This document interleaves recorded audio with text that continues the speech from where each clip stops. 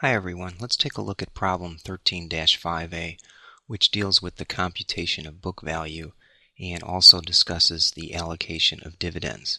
Okay, well, we've got Raphael Corporation's information in front of us.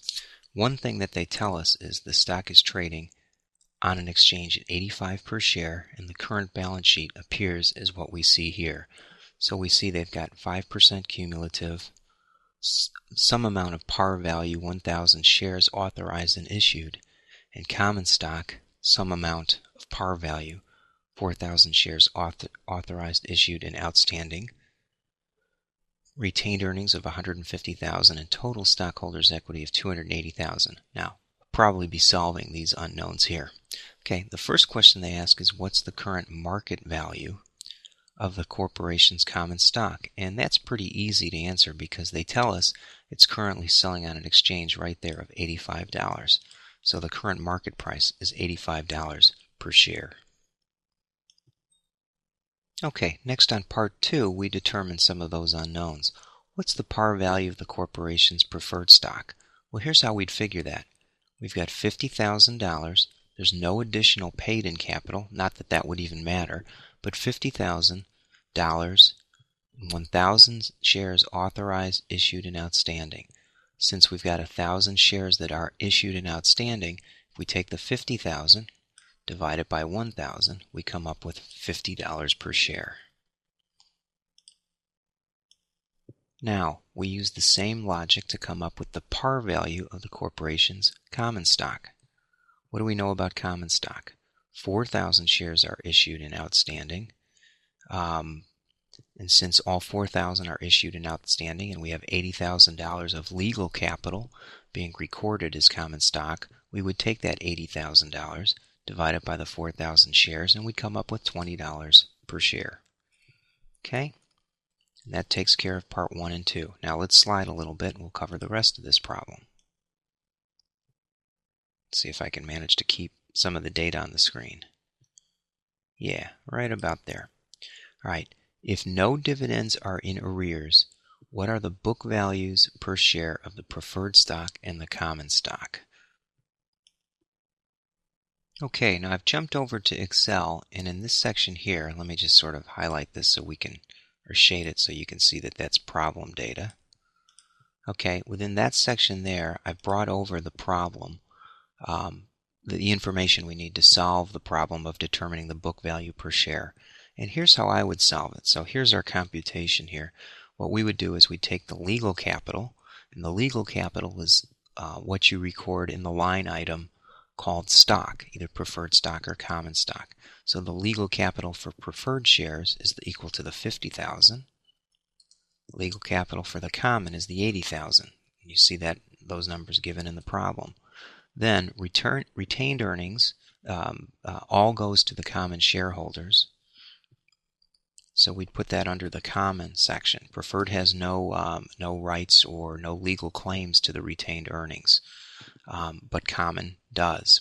Okay, so if we total that, I'll put a little subtotal here. Total book value. We'll indent that. Sum. Boom, boom from there. Oh, didn't take the sum. Hang on, I'll do it typed out way. Okay, I'll put a 0 here just so we can get a nice line. Okay, then underline that. I'll put an underline here. The number of shares we know is 1,000 for preferred, given above. The number of shares here is 4,000.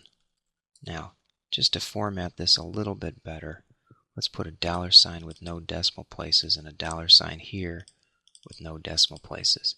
And then we can determine the book value per share. So we take the total book value and divide it by the number of shares. All right, so that's $50 per share for preferred, and for common it becomes $57.50. Okay, so hopefully you see how I have done that. Now let's go drop those numbers in. Okay, so this becomes 50 and this becomes 57.50. All right, now let's answer a bit more of this problem. If 2 years preferred dividends are in arrears, What are the book value of shares of the preferred stock in the common? Okay, now I've jumped back over to Excel where we'll calculate this part of it, where we need to calculate the book value with 2 years in arrears. So what I've done is copied the information from here and hidden some of the numbers, and I'll bring those to light as we discuss it. All right, we know we're 2 years dividends in arrears, so what we need to do is take the let me bring this one to light. I've already solved it, but let me illustrate this. We would need to take the 50,000, which is in F19, times the 5%, because that's the rate given right here above my mouse of the preferred stock, times 2 years. That's the amount of dividends that the preferred shareholders have an interest in because it hasn't been paid, and yet it's cumulative preferred stock, so that if and when a dividend is declared, this portion of any retained earnings that would be paid out in dividends will flow to them. So that comes up with 5,000. Now, once we have that, we know we have a book value of retained earnings equal of 150,000 here. So what we have to do is take the 150,000 and then subtract off the dividends in arrears that really flows to the preferred stock. Okay, now, once we have that, the calculations are all the same. So I'll bring it all back to light. We calculate the total book value for each type of stock, divide by the number of shares, and we get 55 and 56.25. So now we'll drop that in. Okay, and now you've seen I've gone ahead and dropped in the book value and the book value of common shares. Let's look at number 5. If 2 years preferred dividends are in arrears and the preferred stock is callable at 55 per share, what are the book value per share of the preferred stock in the common stock? Okay, now I've worked that one in this area of the spreadsheet right here, and really the only cell that we need to worry about changing is this one, which would be, I'm going to call this dividend arrears and callable portion, for lack of a better title. Okay, what I've done here is I've taken the same information that we had up here, which says we need to take the 50,000 times 5% times 2 years to figure out what interest of retained earnings flows to preferred shareholders for the 2 years that are in arrears. But then we also need to recognize that if it's callable at 55,000, there's an extra $5,000 that comes out of retained earnings, right, that accrue to the interests of the preferred shareholders. So we add that 5,000 callable portion to it, and we come up with the total interest beyond the legal capital flowing to preferred equal to 10,000. Once we've done that, then the total dollars of book value is 60,000 going to preferred. Number of shares 1,000, which gets us $60 book value per share. Now, in this cell, we're simply taking the 150,000 less what was allocated to preferred. So we take it less that 10,000, leaving them 140,000. So total book value of 220 gets us $55 per share. And now all we need to do is drop in the 60 and the 55 into the solution set. So we'll go here and we'll put in 60 and 55.